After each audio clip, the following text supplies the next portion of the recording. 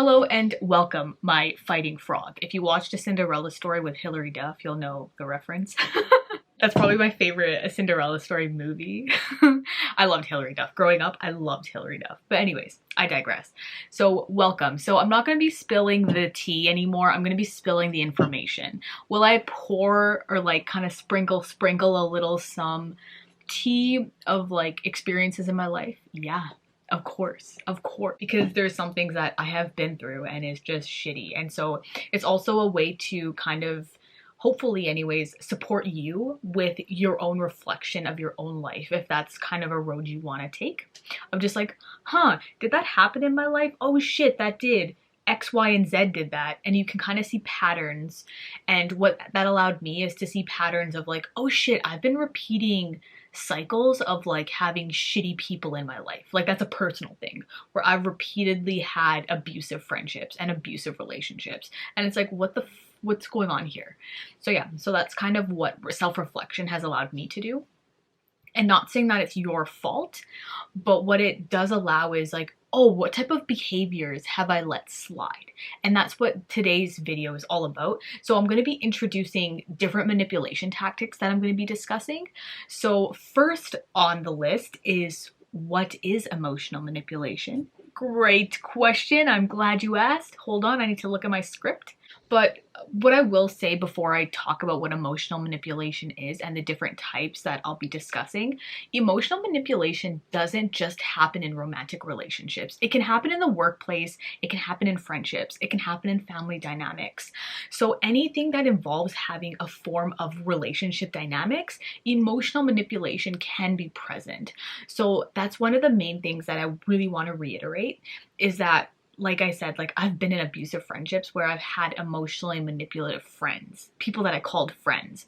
And like, because of all of the reflection that I've done, like I keep my circle so freaking small. I can count the number of people that I trust on one hand. Yeah. I don't want to deal with people's shit. I just realized my glasses are dirty. And if you can see that my glasses are dirty, I'm so sorry.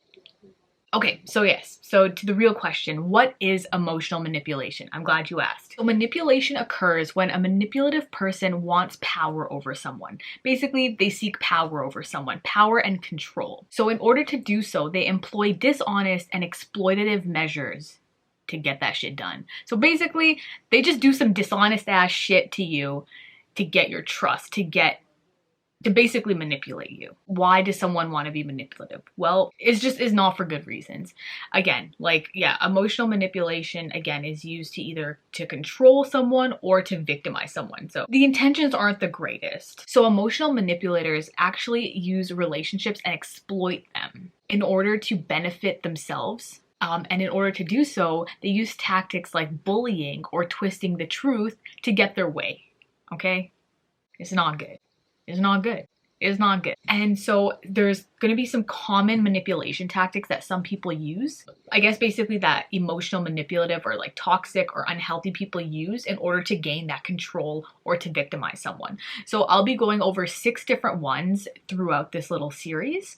So there's gaslighting, passive aggressive behavior, love bombing, triangulation, and Darvo. I know there's a few that I've already talked about, but what I'm going to do is I'm going to try to anyways have some skits where I can like actually show what that may look like in different scenarios, just so it kind of gives a better understanding and a better representation rather than just also giving personal experience, which I'll still give, but I'm gonna try to also do it to show how it's actually employed in like a conversational manner, just because a lot of these are in conversation. And when it comes to a lot of manipulation tactics, when it's happening like IRL or like in real time, or like not, sorry, hold on. When it's happening in real time or in real life, it's a different story. Sometimes you don't realize what's happening or you don't pick up on it. Hindsight's 20/20, where if you take the time to reflect on how interactions happen, if you're like, damn, I felt really shitty after that interaction, or like, damn, I feel really like anxious after that interaction. If you do that type of like mindfulness and that type of reflection, it can give you some like, oh, that person really didn't listen to me. So like there's skills that you slowly learn. So that's what I'm hoping to kind of support with talking about this is to basically have a better form of self-reflection, a better form of how to introspect. And how do you do it? How do you reflect on that? What do you need to look for? Hopefully I can do that in a way that makes sense. And yeah, so this was just the intro video. So in the next video, I'll be talking about gaslighting. Yeah. All right. So thank you so much for your time. I really appreciate it as always. Cheers. Bye.